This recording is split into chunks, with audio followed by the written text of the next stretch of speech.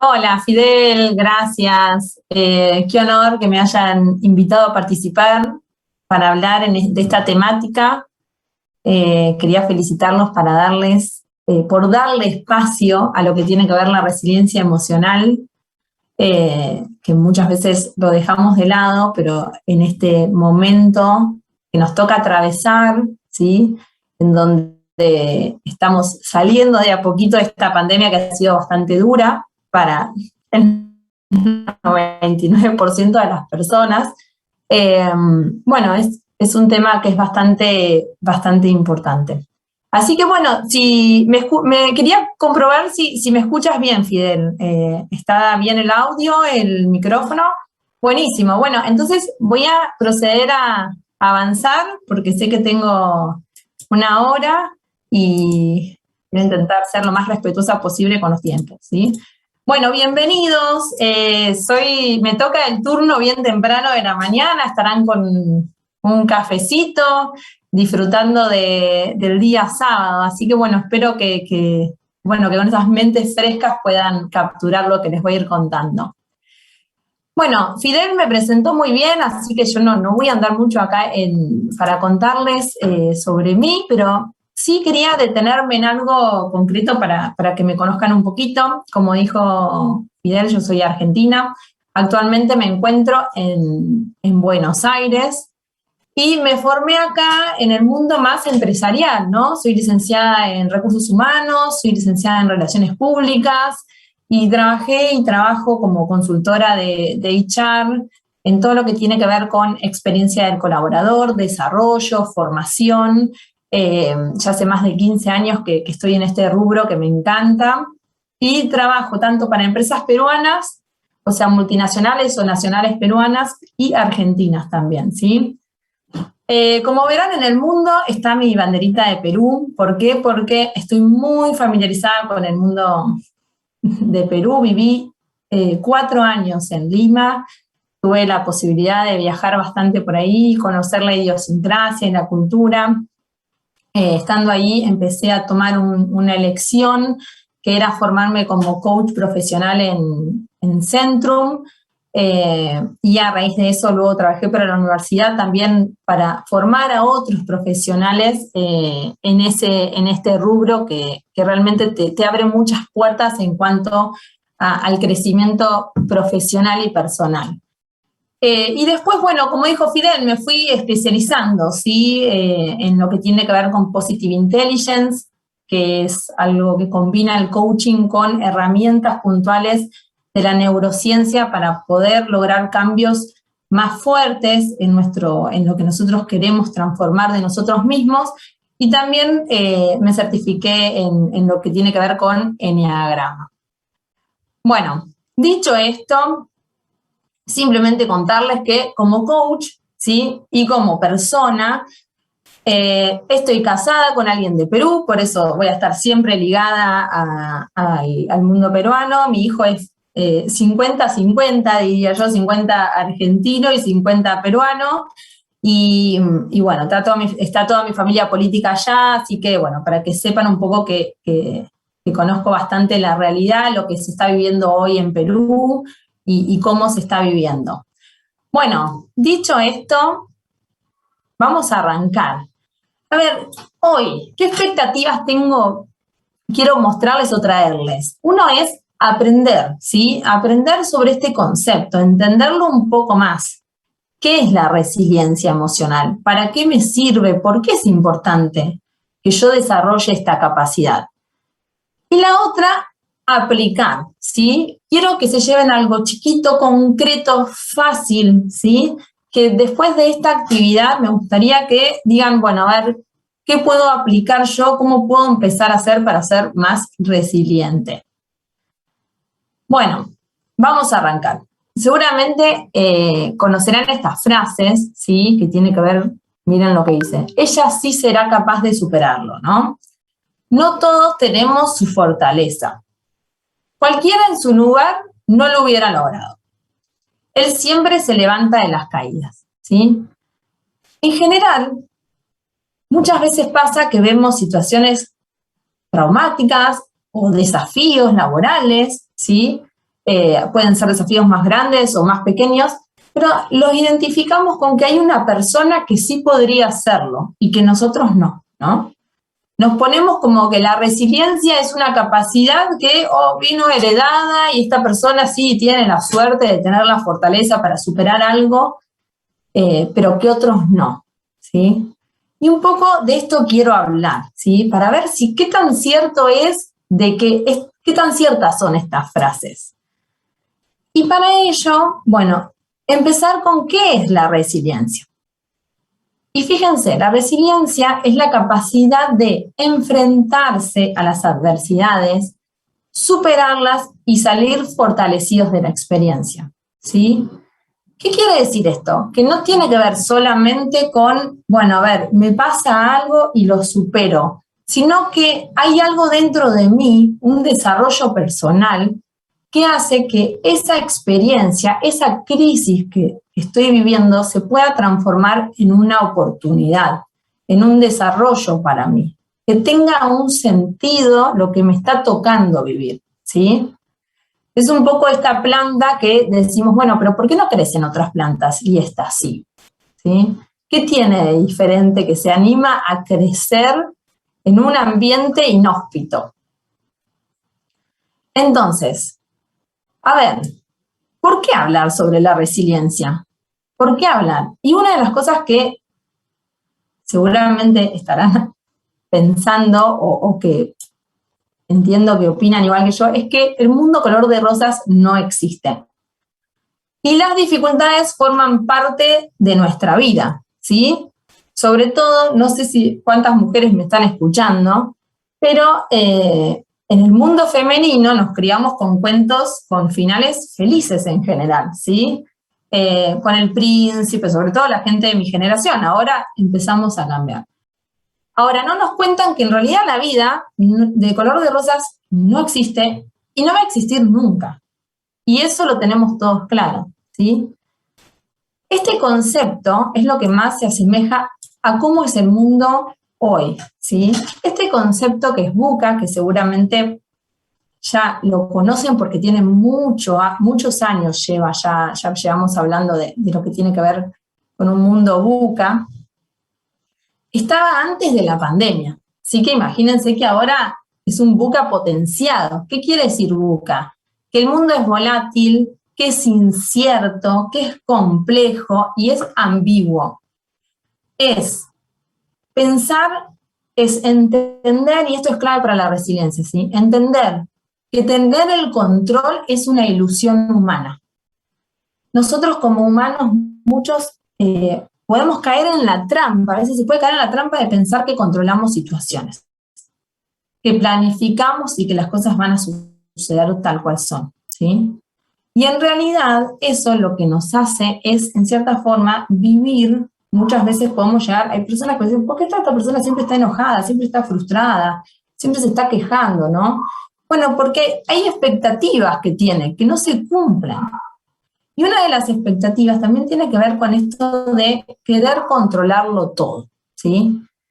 Y la pandemia nos mostró que en realidad a veces el mundo da giros o las circunstancias dan giros que a nosotros lo único que nos queda es ver cómo nos adaptamos, ¿sí? Ver cómo hacemos para que esta situación no nos lleve como un tsunami, ¿sí? Porque yo tengo que seguir trabajando, ¿no? Tengo que seguir esforzándome, tengo que llegar a fin de mes, un montón de cuestiones que pasan. Ahora, la gente resiliente, en cierta forma, lo que va a tener va a dejar de lado esta ilusión de querer controlar todo, ¿sí? Y cuando sí suceden situaciones, nosotros podemos tomar dos tipos de actitudes muy diferentes.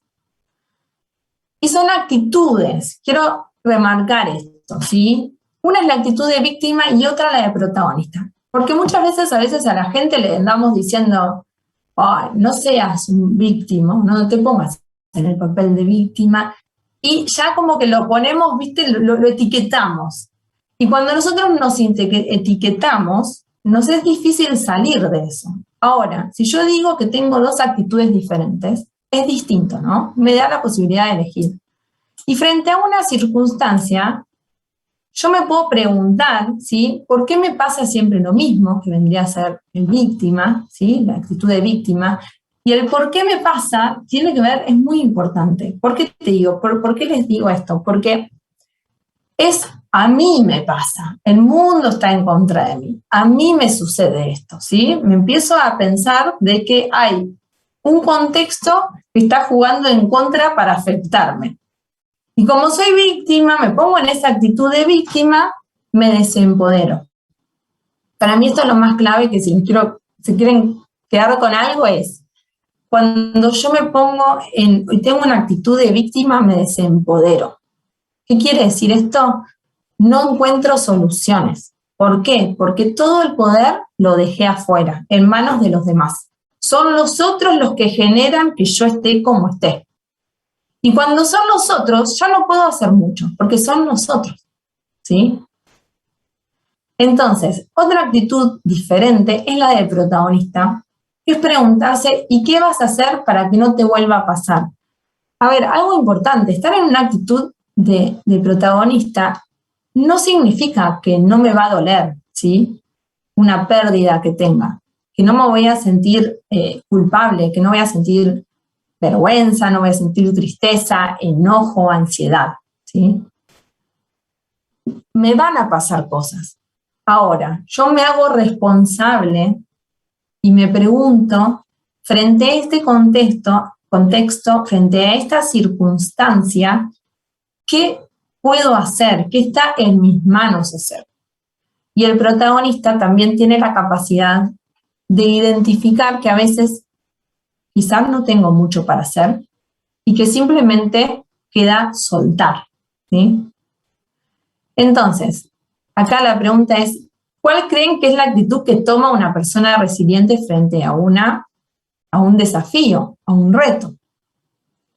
Y claramente va a ser la actitud del protagonista. Bueno, quiero pedirles, vamos a hacer un pequeño ejercicio para despertarnos, ¿sí? Quiero pedirles que piensen y preguntarles si conocen a alguien resiliente, ¿sí? Y que piensen en la persona y que respondan qué características tiene esta persona que consideras resiliente.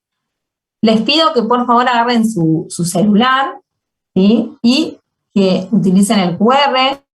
Yo también, si no pueden, les voy a compartir el link para que ingresen y completen, ¿sí?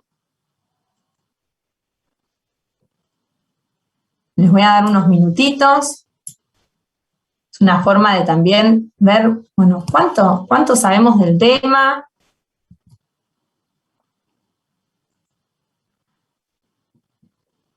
¿Han podido ingresar? Si quieren me pueden preguntar a ver si han podido ingresar.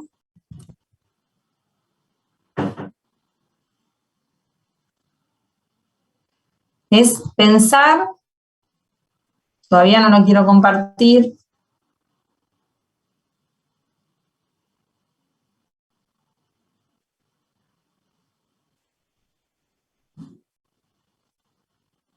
Bueno, ¿han podido ingresar? No sé si me quieren contestar por el chat. Ahí los hosts pudieron ingresar bien.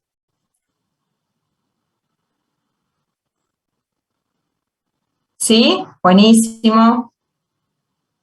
Gracias por contestarme.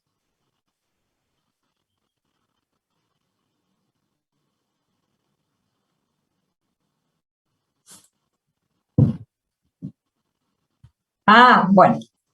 Acá ya empiezo a tener un montón de respuestas. Los voy a compartir para ir mostrando. Bueno, a ver, determinación, ¿sí?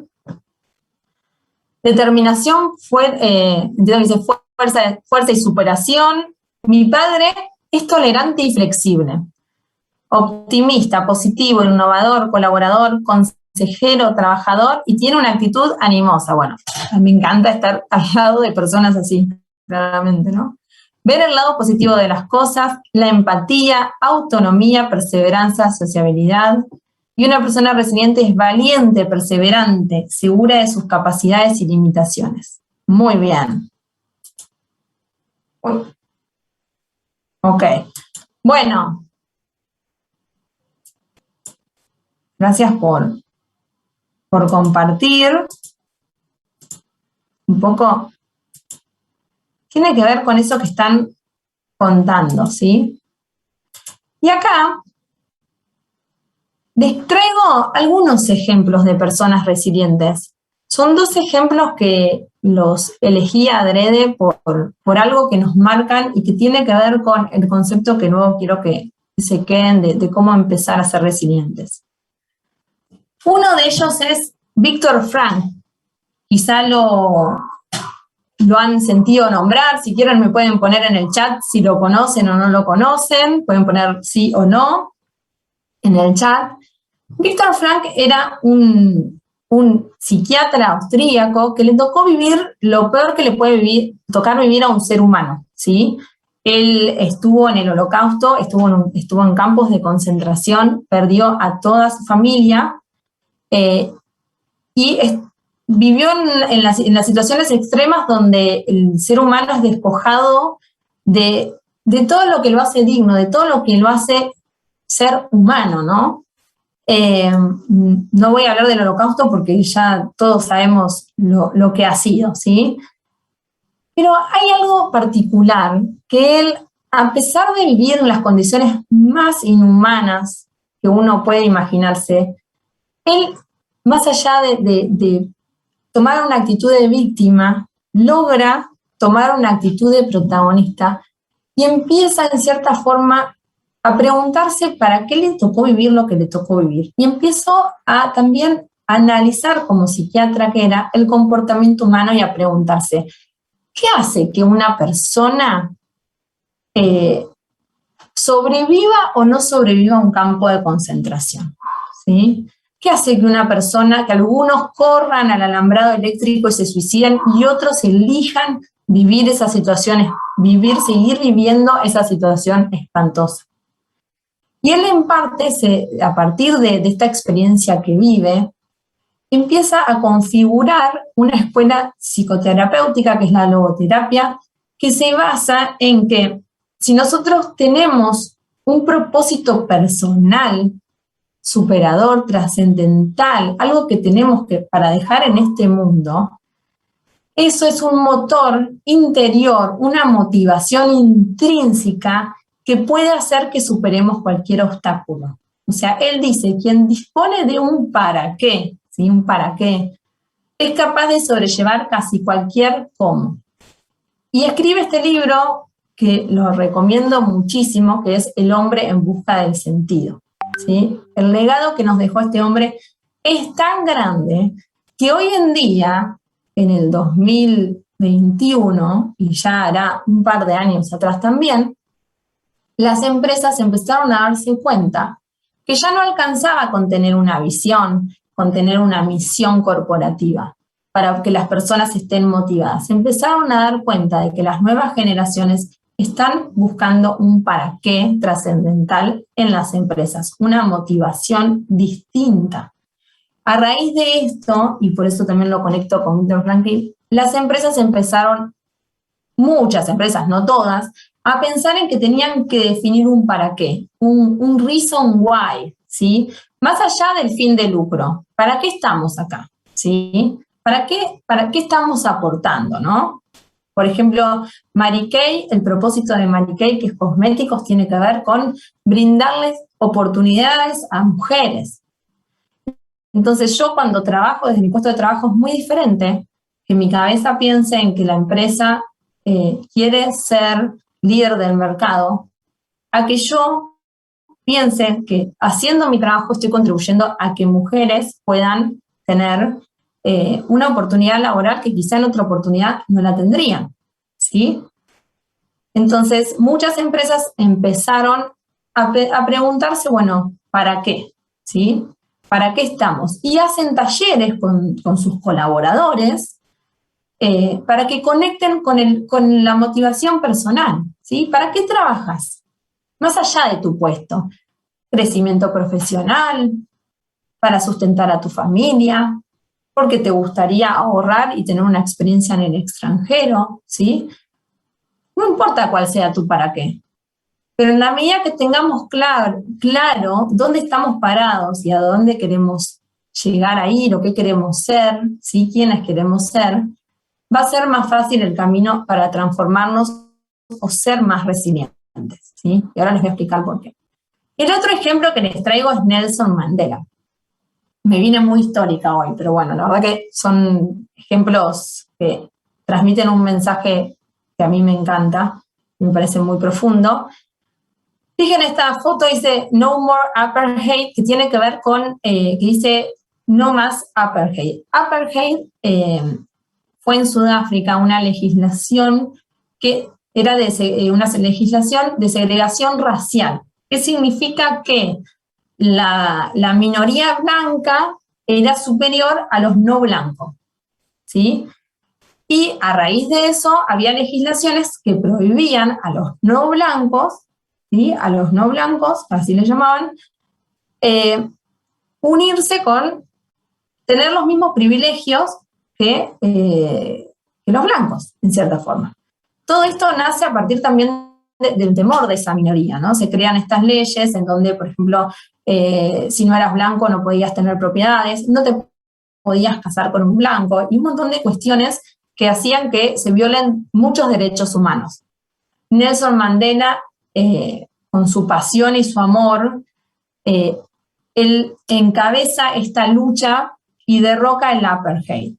Pero para hacerlo, él vive un camino duro, no es que fue de un día para el otro. Él está 27 años preso. Y en esos 27 años que está preso, él nunca pierde la calma, él nunca pierde la paz, y se da cuenta de que es más fuerte el propósito que hasta su propia vida, en cierta forma, ¿no?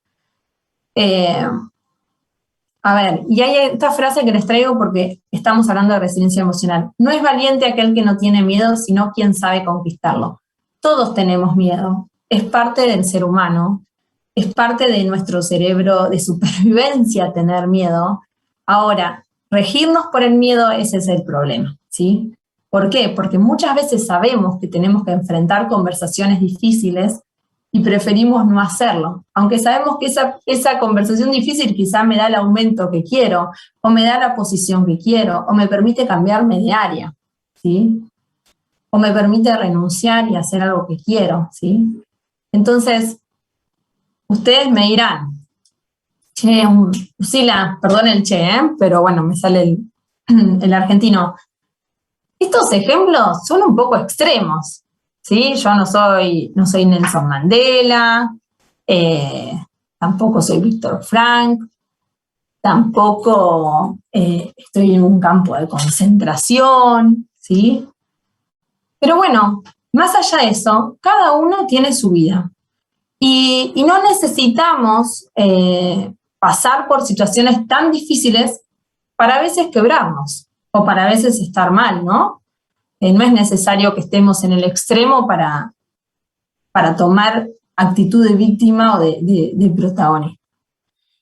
Y acá yo hice, cuando me puse en la cabeza y dije, bueno, esto quizás ejemplos son extremos, más allá de los mensajes, hice este ejercicio que se los quiero transmitir para que ustedes también lo puedan hacer, y es, bueno, a ver, ¿qué personas están en mi vida que han sido resilientes? Ahí una persona mencionaba a su padre, ¿sí? ¿Qué personas tengo en mi vida que son resilientes? Y ¿saben lo que hice? Agarré el WhatsApp. Y sin ir más lejos, bueno, cuando miro a mi alrededor, estoy rodeada de personas resilientes que han transformado su dolor en oportunidad y crecimiento, ¿sí? Y a estas personas les pedí autorización para poner su foto. ¿Por qué? Porque a veces, bueno, digo, si yo necesito una inspiración, ¿sí? Si yo me gustaría ser como alguien, ¿no? O ser más resiliente. ¿Qué hace esta persona? ¿Sí? ¿Son iluminados? No, son personas que les pasan cosas reales, ¿sí? Que han atravesado enfermedades duras, que han estado en terapia intensiva, ¿sí?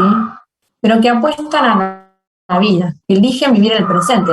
Una de estas personas no voy a nombrar quién, es una persona que vive con los días contados, por así decirlo, ¿no? ¿Qué quiero decir? Es una persona que los estudios de salud a veces le dan mal y que los médicos no se explican el espíritu y la fortaleza que tiene. ¿Y por qué? Porque es una persona que vive desde la gratitud, ¿sí? Que vive un camino de paz y que vive sobre todo en el presente. Son todas cosas que quiero que les vayan quedando porque ahora cuando profundicemos un poquito se habla de eso. Son personas que han enviudado muy jóvenes de un día para el otro y se han encontrado de repente a cargo de su familia, ¿sí? Solos. Son personas, yendo al mundo laboral, que han vivido burnout. El burnout hoy en día está muy presente en la sociedad.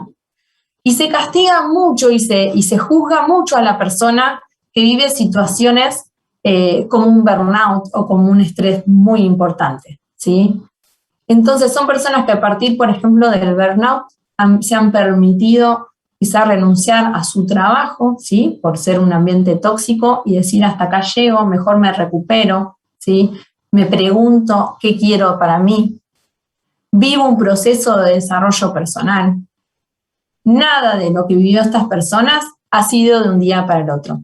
Yo no sé si nacieron resilientes, quizá tenían, pero sí lo que sí sé es que desarrollaron esa capacidad y que buscan los recursos, ¿sí? La ayuda para poder superarse. No se quedan solos, sino que hablan, sino que buscan, sino que quieren vivir una vida mejor, ¿sí?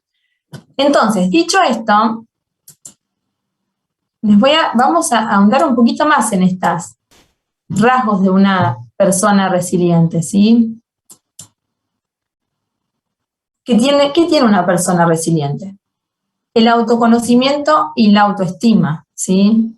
Una persona resiliente, o cómo podemos ser más resilientes también, es empezar a conocernos más a nosotros mismos. ¿Cuáles son mis fortalezas y cuáles son mis limitaciones? Esto a mí me permite trazar metas realistas, ser objetivo y no frustrarme, ¿sí? No hay motivo por qué, y esto tiene que ver con el compararnos con el otro, ¿no? También, o sea, cuando yo me comparo con el otro, pierdo el eje, porque el otro es otra persona, tiene otra historia, tiene otras capacidades, tiene otras limitaciones también, ¿no? Entonces yo desde mis fortalezas, desde mis limitaciones, bueno, ¿hacia dónde quiero ir? ¿Sí? ¿Cuál va a ser mi meta, mi propósito? ¿Dónde quiero llegar? El afrontamiento de la adversidad, tomarnos un poco con humor las cosas, ¿sí? Esto de reírnos. Si me equivoqué, tomármelo con liviandad. Hoy estamos buscando migrar hacia un mindset, que es un modelo mental que tenga que ver con el crecimiento y el desarrollo. Hoy el mundo ágil le pide a las empresas o requiere que nos permitamos equivocarnos. El otro día estaba dando un taller de experiencia del colaborador y una chica me dice, me piden que haga esto en mi empresa y yo no tengo experiencia. Y estaba frenada, aterrada, y yo le digo, y bueno, y seguramente te equivocás, le digo yo. Es probable que se puedan equivocar. Es un tema nuevo, no hay tanta información en el mercado. Recién las empresas están empezando a trabajar, están desarrollando el tema de arquetipos. Y si se equivocan, lo corrigen, ¿sí? El hecho de empezar a permitirnos a nosotros y tener el fracaso no como una mala palabra, sino como una posibilidad de que puede pasar, yendo al camino del aprendizaje, es vivir la vida con mayor liviandad y con mayor realidad, ¿sí? Porque en una empresa nos van a pedir que hagamos cosas que quizás nosotros no sabemos hacer. Entonces, exigirnos la perfección lo que hace es frenarnos. ¿Sí? El dicho que dice, lo perfecto es enemigo de lo bueno, o parálisis por análisis, tiene que ver mucho con eso, con buscar la perfección que no existe, nos frena. Entonces, bueno, a ver, ¿cómo afrento la adversidad? ¿Cómo soy frente al fracaso, no? Si me equivoco, ¿qué hago? ¿Me quejo o aprendo? La autonomía. La autonomía tiene que ver qué está en mis manos hacer, ser autónomo, buscarme yo las herramientas, no esperar a que me las den, ¿sí? ¿Cómo me formo? ¿Cómo me desarrollo? ¿Qué hay en el mercado? ¿A quién le pido ayuda? Conciencia del presente. Esto es, para mí, uno de los temas claves. El estrés que estamos viviendo es muy grande. La carga laboral que yo veo en mis clientes es enorme, ¿sí? Si nosotros vivimos en el presente, lo que hacemos es, en cierta forma, dejar de preocuparnos por lo que nos pasó en el pasado, dejar de rumiar el pasado, que nos saca mucha energía, y dejar de estar ansiosos por lo que va a suceder, ¿sí? Cuando yo llegué a principio de mes, dije, esta agenda es imposible. Además que tengo un nene de 2 años, así que eso es un desafío superior, porque ahí soltás la incertidumbre, todo lo que pensás que tenés bajo control ya no lo tenés con un nene chiquito. Entonces, miré mi agenda y dije, bueno, me pregunté, bueno, ¿de qué gano 1 de noviembre? ¿Qué gano estresándome con algo que va a pasar el 27 de noviembre? Por ejemplo, esta conferencia. ¿Gano algo? No, porque lo único que voy a ganar es estresarme, generarme ansiedad. Entonces, la planificación que ustedes hagan de sus tareas, los objetivos realistas, ayudan a que podamos encarar la vida desde una forma más empoderada y con menos estrés, ¿sí? Parece quizá muy sencillo lo que digo, es que realmente la vida pasa muchas veces por esta sencillez, ¿sí? Y también hay herramientas como el mindfulness que ayudan mucho a bajar el grado del estrés, ¿sí? La meditación, el hacer deporte. Cuando la ciencia hizo un estudio para ver cuáles eran los grados de felicidad de la gente, quiénes eran más felices, y eran personas, miren lo básico, que se alimentaban bien, que tenían amistades y una vida social que los llenaba, ¿sí? Que dormían, todas cosas que hoy en día escasean, ¿no? Entonces, prestemos atención a lo sencillo, porque eso nos va a permitir estar más conectados con nosotros mismos y empezar este camino hacia lo que es una transformación. O sea, se arranca de a poquito. Flexibilidad combinada con perseverancia tiene que ver con esto. Si yo tengo claro mi meta, si yo tengo claro mi propósito, si yo soy firme con mis valores, cuando digo firme, me imagino un árbol donde las raíces son los valores, ¿sí? Pero después el tronco es flexible, porque yo no sé qué me va a tocar vivir hasta llegar a donde quiero, ¿sí? Y si me toca un camino un poquito más complicado, bueno, voy a necesitar de mi fuerza de voluntad, pero esa fuerza de voluntad también viene de las ganas que yo tenga de alcanzar mi propósito.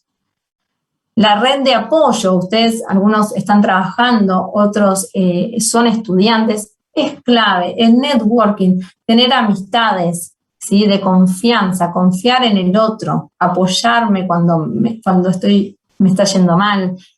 Conozco una persona que, por ejemplo, renunció a su trabajo porque consideraba que era un clima laboral muy tóxico y le estaba haciendo mal, y empezó una búsqueda laboral, y fue a un montón de entrevistas, y en un montón no quedó. Y él se preguntaba cada vez que salía, ¿qué estará haciendo mal? Algo me está faltando. Entonces empezó a formarse, empezó a pedirle a la gente, ¿puedes escuchar lo que digo? ¿Me podés entrevistar? Trató de conectarte con headhunters para que le den algún feedback. Armó el discurso del elevador, ¿no? Del ascensor. O sea, si yo me encuentro con una persona, ¿qué tiene que saber esa persona de mí que me va a diferenciar del resto? O sea, requiere buscar trabajo y conseguir el trabajo que queremos. Requiere también estar preparados a aprender, ¿sí? Aprender cómo hacer una entrevista, aprender cómo tener una conversación. La tolerancia a la frustración y a la incertidumbre tiene que ver con que vivimos, como les dije, en un mundo VUCA, ¿sí? Dejar de pensar que vamos a poder tener control y empezar a soltar lo que no nos sirve. Bueno, dicho esto, quiero que pongan en el chat, ¿no se nace resiliente o se puede, perdón, la frase es, no se nace resiliente, se puede aprender?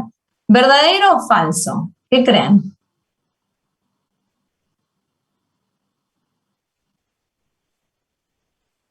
verdadero, muy bien, ahí Clara, gracias, verdadero, perfecto, muy bien. Bueno, después de todo lo que les dije, les había dado, se aprende tanto a vivir, sí. Después de todo lo que les dije, si me ponían falso, dije, no me están escuchando. Qué bueno, me alegro. Miren, yo les voy a contar, como coach, yo creo que hay grados también de resiliencia. No es que sos o resiliente o no resiliente. Por eso es la capacidad. Cuanto más la desarrollo, más la entreno, más resiliente soy. Menos me duele, ¿sí? Hay un dicho que te dice, el dolor no es opcional, pero el sufrimiento sí. Cuando yo me apego a las situaciones, que ahora les voy a contar un poquito más, es lo que me hace sufrir, cuando no logro soltar, ¿sí? Y acá, para empezar a la parte más de cómo puedo hacer, es, bueno, ¿cómo puedo entrenar la resiliencia? No sé si conocen este concepto de Susan David, la doctora Susan David, de agilidad emocional, ¿sí? A partir de, desarrollando nuestra agilidad emocional, nosotros podemos ser más resilientes, ¿sí? Desarrollar esta capacidad. Fíjense que cuando yo hablo de capacidad es muy diferente a ser o no ser, ¿sí? Porque en la capacidad puedo ser nada resiliente, poco resiliente, bastante resiliente, muy resiliente, ¿sí? Y tiene que ver con qué es la agilidad emocional, ¿sí? Tener la capacidad de gestionar nuestro mundo interior, recuerdos, pensamientos y emociones para poder alcanzar nuestros objetivos siendo coherentes con nuestros valores. ¡Oh! Mucho es la agilidad emocional, ¿no? No se preocupen, lo vamos a ir viendo de a poquito. Pero acá hay algo clave, mundo interior, ¿sí? Prestarme atención a mí mismo. Tengo recuerdos, pensamientos, yo hablo todo el tiempo conmigo mismo, ¿no? Todo el tiempo, todos tenemos pensamientos involuntarios, que ni siquiera los elijo. Estoy mirando algo y digo, ¿cómo puedo pensar eso? ¿Sí? Sí. De repente en tu cabeza te sale una crítica hacia alguien y dices, ¿cómo puedo pensar? Y me juzgo mi pensamiento como si ese pensamiento fuera yo, entonces soy una mala persona.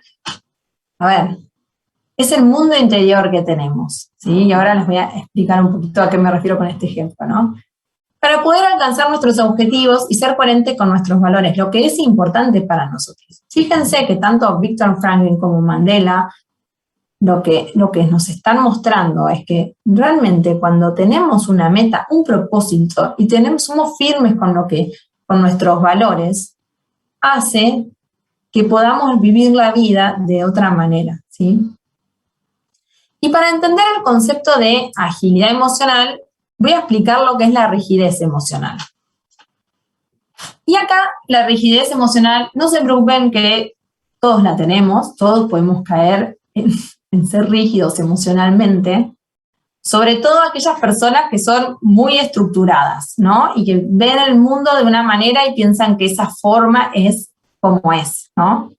La rigidez emocional es quedar atrapados y enganchados en nuestros pensamientos, en nuestros sentimientos y comportamientos que no sirven para avanzar hacia donde queremos.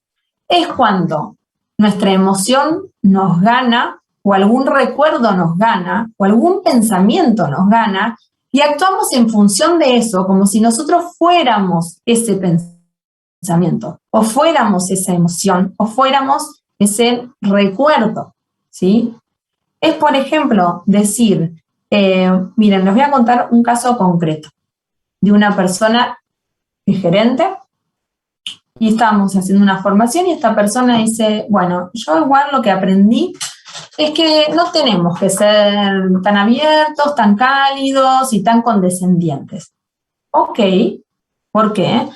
Porque bueno, yo una vez vino una persona de mi equipo, renunció, y para renunciar me empezó a decir que la familia tenía un problema de salud, que se tenía que ir de viaje, ¿sí? Y que no iba a poder trabajar más. A los meses me entero está trabajando en la competencia y una persona que trabaja ahí, que yo conozco, me cuenta que en la cocina del lugar, mientras tomaba un café, hacía burla del verso que me había dicho a mí para poder renunciar. Entonces yo a raíz de eso recuerdo, ¿no? Fíjense, el recuerdo condiciona quién soy yo. A partir de esa experiencia yo aprendí que no tengo que ser tan abierto, que tengo que ser más desconfiado. ¿Por qué tengo que cambiar? Yo le hubiese preguntado, ¿no? Estábamos en una formación, no se lo pregunté, ahora me viene la pregunta a la cabeza. ¿Por qué tengo que cambiar mis valores? ¿Sí? Lo que yo creía que era correcto y que me hace ser feliz, por una conducta inapropiada de otro. Esa persona, esto pasó hace un montón, y esta persona trae este ejemplo, ¿sí? De un recuerdo, un hecho concreto que hizo que empiece a cambiar. Ahora, si yo le pregunto cómo era más feliz, seguramente me va a decir, ¿cómo sos más feliz? ¿Cómo fluís más? Y no, siendo confiado en la gente, pudiendo hablar. Entonces hay que tener cuidado cómo los recuerdos condicionan nuestra forma de ser, cómo nos empiezan a condicionar, cómo nos condicionan. Las emociones también. O sea, si yo siento mucho enojo, ¿qué hace? Que esté en el auto tocando bocina, bajando la luna y diciéndole barbaridades a alguien que no conozco. ¿Soy yo? ¿Soy yo así, que soy un desequilibrado? ¿O la emoción que se apoderó de mí? Y algo que también les quiero decir es que los pensamientos también nos atrapan. Y tiene que ver como cuando hablamos, ¿vieron? Nos pasó algo, no me saludó mi jefe y yo después estoy pensando, ¿por qué no me saludó mi jefe? Seguramente no le caigo bien, mirá, fulana sí lo saludó, quiere decir que le cae mejor, seguramente no le gustó mi trabajo. Y me hago un mundo drástico por un suceso, ¿sí? Es el famoso que viene alguien y te dicen, Lucila, no exageres, no es para tanto, ¿sí? Entonces ahí es cuando estamos atrapados, no logramos separarnos, pensamos que somos ese pensamiento, y que entonces si yo pienso así, si mi cabeza racional, porque la razón no se toca, ¿no? Muchas veces piensan así, se piensa así, si mi cabeza racional me lo está diciendo, quiere decir que es lo correcto. Y no, lamentablemente tengo que decirles que duden también mucho de su mente y de lo que les trae. En cambio, la agilidad emocional tiene que ver con conectar con nosotros mismos para elegir cómo responder, fíjense que marco elegir cómo responder al sistema de alerta emocional. Ni siquiera hablo de emociones, hablo de sistema de alerta emocional, respetando nuestra intención, propósito y valores. A ver, esto que les estoy diciendo, no es que, bueno, nosotros hacemos millones de lecciones diarias. Cuando yo les hablo de agilidad emocional, para que ustedes empiecen a practicarlo, vamos a empezar con cosas pequeñas, para poder entrenarnos en cierta forma, para después tomar decisiones importantes basados en lo que nosotros queremos, ¿sí? Y cuando hablo de sistema de alerta emocional, tiene que ver con que las emociones no son malas, las necesitamos como seres humanos, nos permitieron evolucionar. Y cuando hablo de sistema de alerta emocional es que son muy importantes porque nos traen un mensaje que dentro de ese mensaje es lo que es importante para nosotros. Entonces, ¿qué son las emociones? Son reacciones del cuerpo, ¿sí? ¿Qué quiero decir? Que cada uno tiene que empezar, o mi sugerencia, ¿no?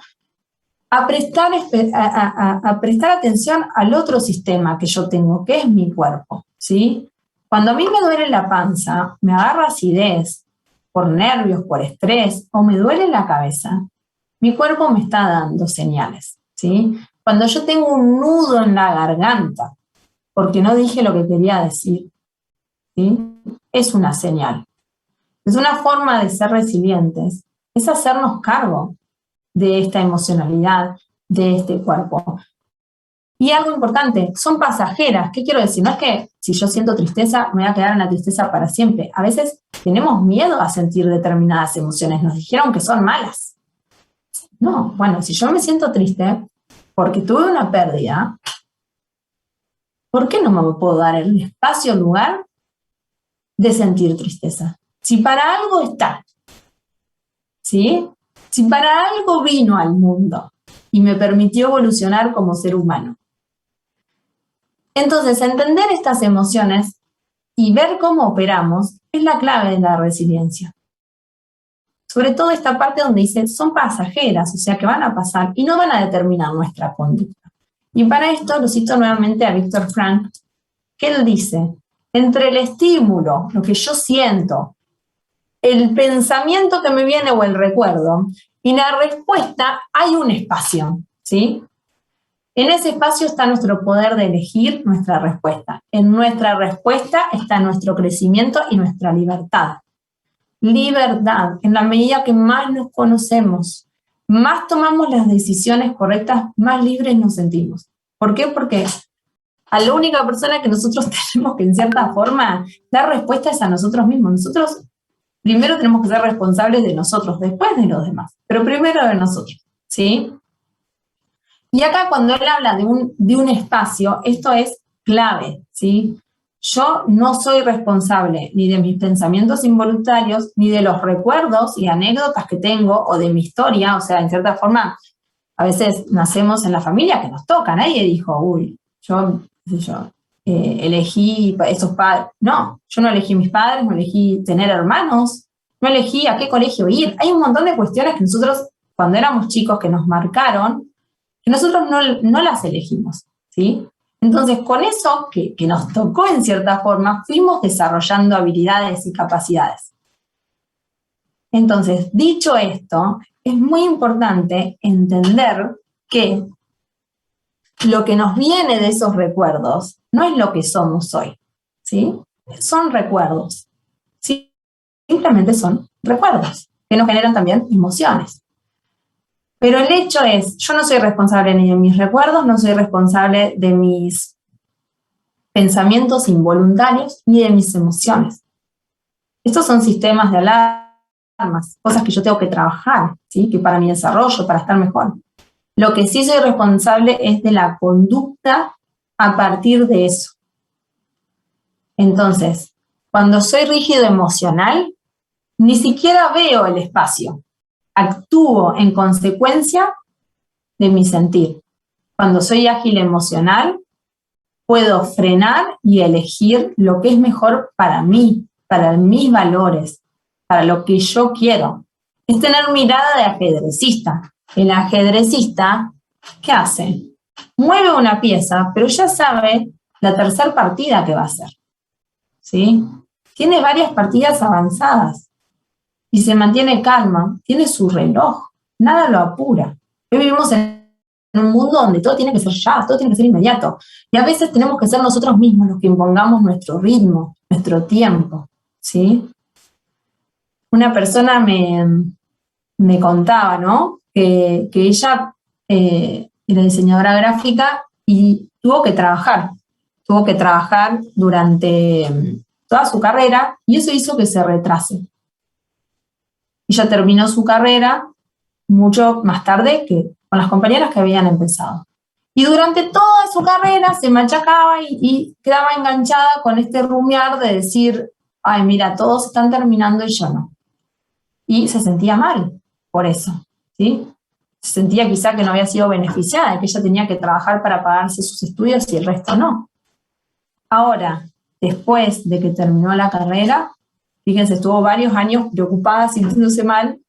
Cuando termina la carrera y pasa el tiempo, se da cuenta que eso que había sido algo malo, entre comillas, que había sido trabajar y estudiar a la vez, le había permitido tener 10 años de experiencias que las otras personas que habían hecho toda la carrera y no habían trabajado, no las tenían. Con lo cual, ella, lo que había sido, o que pensaba que había sido malo y había quedado enganchada con ese pensamiento, era en realidad algo bueno que le había pasado, ¿sí? Entonces, muchas veces es contarnos nuestra historia, ver cada uno qué situación personal, ¿sí? No compararme, cada uno tiene su realidad. Bueno, ¿y cómo logro desarrollar agilidad emocional? Son 3 pasos, ¿sí? Uno tiene que ver con exteriorizar y aceptar, otro ser curiosos y avanzar. Exteriorizar y aceptar, a ver, las emociones son como un caballo salvaje. Si vos las encerrás, se van a volver locas. Van a hacer todo lo posible para salir. Y si las reprimís, de alguna forma van a salir. O vas a sentir rencor o rencor por algo que te va a envenenar, o vas a tener esos pensamientos recurrentes que no te gusta tener. De alguna forma se expresan las emociones. No existe que no se expresen, o te agarra algún problema de salud, ¿sí? Entonces, ¿qué es lo mejor con las emociones? Dejarlas estar. Si yo siento enojo, bueno, ¿dónde lo siento? ¿Sí? Permitirme sentir. No les va a pasar nada por sentir, ¿sí? No sé si tengo ahí tengo preguntas o no, pero dejar fluir no les va a pasar nada por sentir. A veces decimos, esto es demasiado doloroso, entonces mejor no. O estoy muy infeliz en mi trabajo, pero mejor no lo pienso. Y sigo capaz 5 años y sigo aburrido, sigo infeliz. Viene alguien, entonces estoy todo el tiempo hablando mal de mi trabajo, hablando mal de mi jefe, hablando mal de mi compañero, ¿sí? Y no me empodero, no salgo de ahí, ¿sí? ¿Por qué? Porque no analizo la emoción, no le dejo lugar. Ser testigos de nuestra emoción, ¿qué significa? Cuando sos testigos que te pones afuera, ¿qué quiero decir? Obsérvenla, ¿sí? Y no la juzguen porque les dije, no las elegimos, ¿sí? No las elegimos, vienen. Ser autocompasivos, esto es un término que se está usando un montón, que tiene que ver con tratarnos amablemente. Sí, y este ejercicio yo les digo, si viene un nene llorando y está triste, ¿ustedes le recriminan o lo consuelan? Muchas veces hago esto en mis sesiones de coaching. ¿Y por qué te recriminas entonces? ¿Qué diferencia hay? ¿No? Dicen que las palabras amables sanan muchísimo, ¿sí? Entonces, permitirnos sentir, permitirnos caer, permitirnos ser amables, permite aceptar lo que nos está pasando. Y aceptar que hay situaciones que nos duelen. Esto de que a veces gente viene y te dice, ay, pero yo no entiendo por qué te sentís así por esta situación. Y decís, y te sentís peor. Ah, no, me tengo que sentir así, ¿cómo me tengo que sentir? Te sentís como te sentís, punto, ¿no? El segundo paso es ser curiosos. Este es clave. ¿Qué significa? Como les dije, son sistemas de alerta, ¿sí? Entonces, fíjense, ¿qué me está diciendo esa emoción que puede ser importante para mí? Y acá, etiquetar las emociones. Generalmente, nuestro glosario de emociones son 4 emociones. Estoy enojado, y quizá me quedo alegre con las básicas. Bueno, googleen emociones en internet, van a ver que el glosario es infinito. Entender bien qué es lo que siento, que no es lo mismo la ira que el enojo, no es lo mismo la alegría que la euforia, no es lo mismo estar frustrado, sentir impotencia, ¿sí?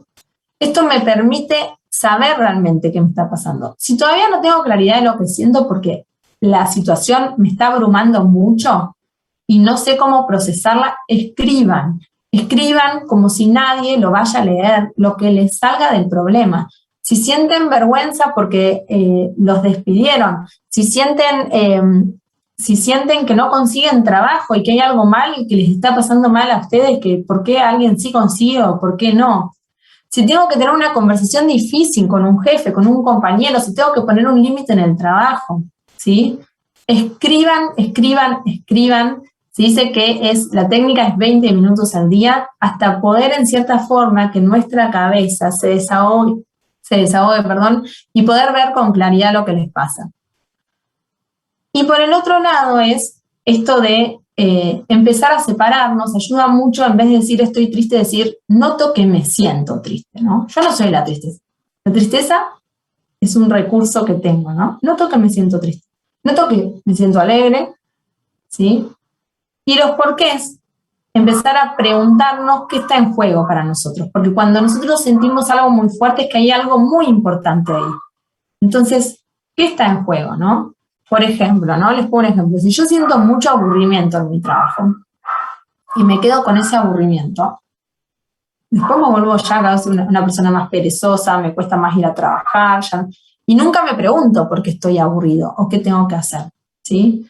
En cambio, si yo digo, bueno, siento aburrimiento en mi trabajo y empiezo a indagar qué está en juego para mí mi crecimiento profesional, o sea, puedo decir, siento que yo creo que estoy para más, que podría desarrollar otras actividades que no me están dando, y eso encima me permitiría a mí poder crecer y aprender, pero no se está dando.